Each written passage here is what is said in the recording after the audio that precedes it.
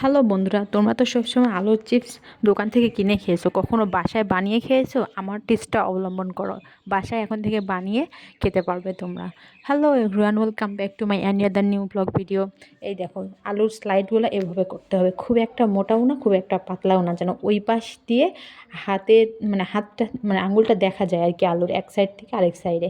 এই দেখো আমি যেভাবে স্লাইড করছি, তোমরা বন্ধুরা ঠিক এভাবেই স্লাইড করবা। দেখো আমার ওই পাশে আঙুল কিন্তু দেখা যাচ্ছে।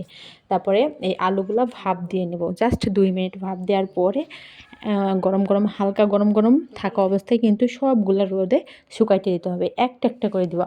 একটার সাথে আরেকটা কিন্তু লেগে গেলে আলুর চিপসগুলো ভালো হবে না আর ভালোভাবে শুকাবেও না। সেজন্য প্রত্যেকটা স্লাইডে একটা একটা করে রোদে শুকাইতে দিলাম, একবারে ভালোভাবে শুকাইতে হবে, যেন কোনো ধরনের কোনো ফাঙ্গাস জমা হইতে না পারে।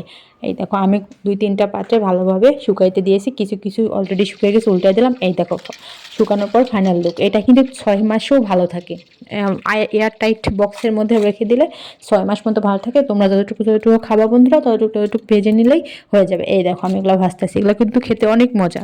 কেমন হয়েছে ভিডিওটা? সবাই লাইক কমেন্ট শেয়ার করে পাশে থাকবে। ধন্যবাদ সবাইকে। আল্লাহ।